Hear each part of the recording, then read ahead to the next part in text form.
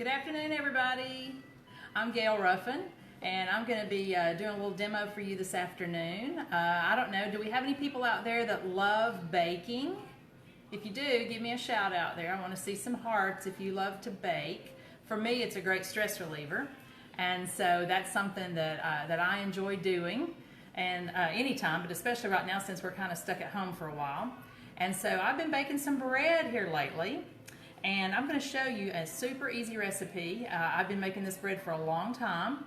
It's actually a no-knead bread, and so there's not a lot of work involved, and that's all what I'm all about. I'm a little bit lazy when it comes to cooking sometimes, so this is just a great recipe that you can put together, and you don't have to do a lot of work for it, and you get great results. Now, I apologize, there's going to be a glare behind me. I've tried my best to rearrange my camera, so I'm trying to keep my head here where I'm blocking the glare from you guys. But anyway, I am going to adjust my camera down a little bit because I want to show you exactly what I'm doing. This bread is mostly done in 3 steps. And the first step, actually, I hope everybody can see my bowl here, is we're going to mix up our ingredients. So super easy. We're going to start off. I've got 3 cups of plain flour. It can be all-purpose flour. You can use bread flour if you have it, but it's not necessary. You get great results with both. So we're just going to start off. We've got 3 cups of the flour.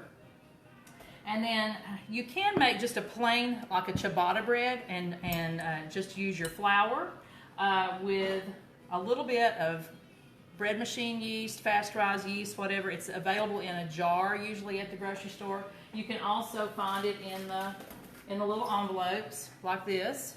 So there's you got a couple of options there. But we're going to do about a ½ teaspoon of yeast. Now, there's several different recipes out there for this, and you can look this up on, you can Google it, a no-knead bread, but there's a lot of different ways you can do it. This is my version of it because I've made a lot, and I found what works good for me. Then I'm going to add a teaspoon and a half of salt. So we've got our flour, our teaspoon, our ½ teaspoon of yeast, and a teaspoon and a half of salt in there so far. Now, you can at this point go ahead and add your water, and that's all. But I like to add a little bit to my bread. I like a little bit more texture, so I'm going to actually add a cup of old-fashioned oats. So that's going in mine. And then I'm also going to add some honey. That honey's good and everything. It always adds just a little bit of sweetness. So I'm adding 2 extra ingredients to my basic recipe. You can add, if you want to do a different version, you can add cheese. You can add some of our rubs that Pampered Chef has. The 3 onion rub is good in bread. Also, the garlic and herb is really good. So I'm going to put about 3 tablespoons of honey in this with my oats because I like honey oat bread. But like I said, you can play around with this recipe and just make it to suit your preferences. Oh, another thing I've done with it too, I found some seasoning online. I know Trader Joe's sells it, but it's for an everything bagel, and it's really good if you put that in this bread too. So just decide if you want it to be more for just everyday use, or if you want to serve it with maybe Italian food. You could put some Italian seasoning in there, but just lots of different things you can do. So we've got our dry ingredients, and we've got our honey, and now we're just going to add our water. Okay. Now I have about 12 ounces of water measured out in our measure-all cup. I love to use this for semi-solid things when I turn it up the other way, but I also like to use it for liquids because you get a very accurate reading. So about a cup and a half or so of water, 12 ounces. And I just kind of add that slowly in and start mixing it around. And it's not a real smooth dough that you're working for. You're just wanting to get all the dry and the wet incorporated. So they call it like kind of a shaggy dough. So we're just going to keep mixing, pulling all your flour and your oats into it. I'll just go ahead and add the rest of that water in there. And the main thing to do with this, as soon as we get this part mixed up, this dough will have to proof or do its work. The yeast has to do its work. And it takes about 8 to 12 hours. So if I'm wanting fresh bread, I usually mix this up the night before. And then I let it sit overnight. You just let it sit on the counter, and I'm going to show you Just in a second. Okay, we've got all the dry mixed in there.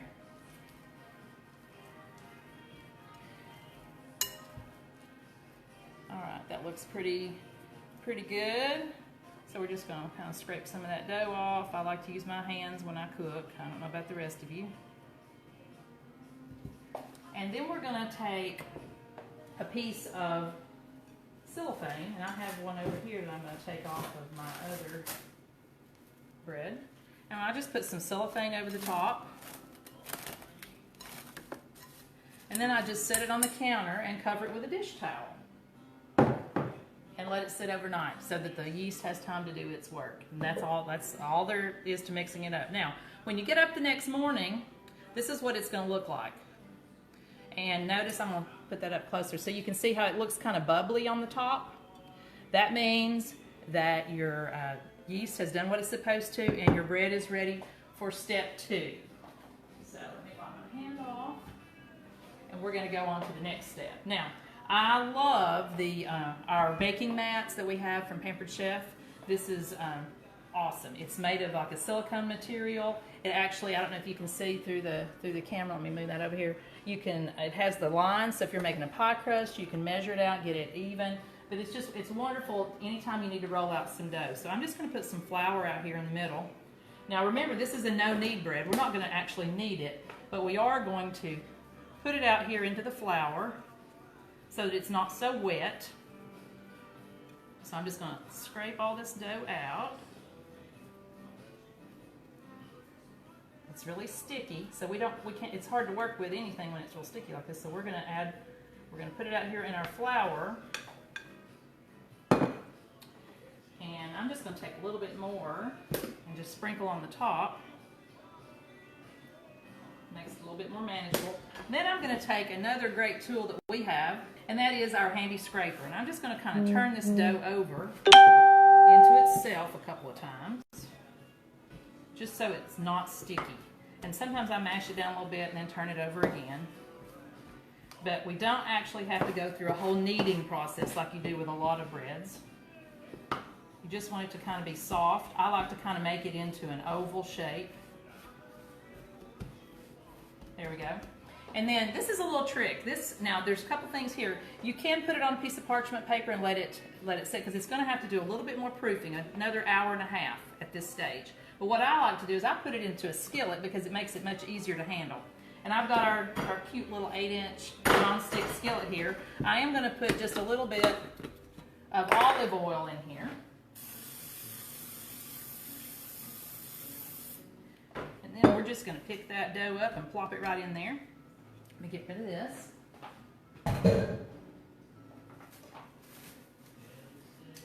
And then we're going to cover this with a little cellophane, and like I said, it's going to sit for an hour and a half.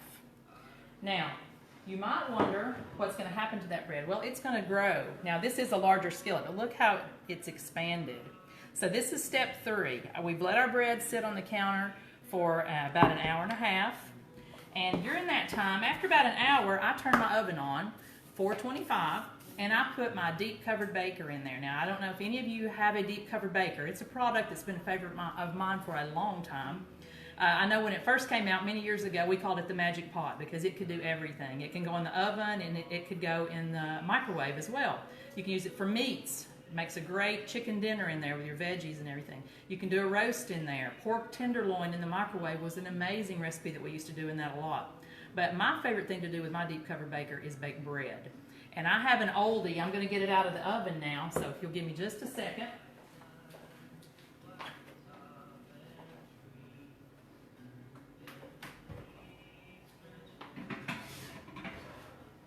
And I'm going to show you my deep covered baker. This one has been very well loved. It has baked a lot of bread. And you might say, well, wait a minute, I don't remember seeing that in the catalog. You're right, we don't sell this color anymore. We have a beautiful gray colored deep covered baker now. This color, I don't happen to have my gray one available right now to show you, or I would show you it. But anyway, this is the one I've been using for years to bake bread. And when I open this, you're going to be amazed. It is, whoops, watch all that steam come out of there. It's been preheating for 30 minutes, but look at the color on the inside. This comes from a very well used piece of stone. The more you use stoneware, we know, the darker it gets. And we used to say, you know, the worse it looks, the better it cooks. And I really believe that. So anyway, I'm going to just take my bread. Now, my baker is very well seasoned, so I don't have to add any oil or anything like that. If your baker is relatively new and it's not seasoned real well, you're going to either want to brush it, the inside, with some oil before you preheat it in the oven, or else you're going to want to put a piece of parchment paper under your dough so that it'll come out easily. But mine always pops right out of there because, like I said, I've used this many years to bake bread in. So we're just going to plop that dough right in there. And this is why I like to put it in my skillet, because it's easy. I can just pick it up and it just comes right out.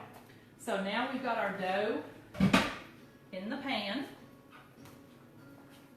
If you want to, you can sprinkle a few oats on the top. If you've added oats in there, that kind of makes it look cool when it comes out. Gives it a little textured surface. You can spritz some oil on there if you want. And if you even want to do more, you can even take your scissors and you can just cut some little gashes in it. And that gives it a little bit of a textured design as well. Now, this bread is going to go back into my oven for 30 minutes. And 30 minutes is not a very long time to have to bake that nice loaf of bread, but it's going to go in for 30 minutes. Then I'm going to probably take the lid off, look at it, and see if it needs a little bit more. So, let me tilt this back up so I can see you. That's basically the 3 steps to making ciabatta bread. It's super easy. I will post my recipe. And like I said, you can do all the different variations that you like to use with that to suit your taste. And I will come back in a little while, probably about 35 to 40 minutes, and I will show you the bread as it comes out of the oven. But anyway, I hope you've enjoyed the video. I hope you'll try this. Don't be intimidated to bake bread. It's not difficult at all. This is a super easy recipe. And if you don't have a deep covered baker, we know where you can get one. But I can also let you know, you can bake it in a rock crock. But if you use your rock crock, I would advise putting the parchment paper underneath to get it to come out easily. So anyway, if you've got any questions, just hit me up on here. Hope you're enjoying the party, and I hope to hear from you soon. Thanks so much, and I'll see you here in about 40 minutes.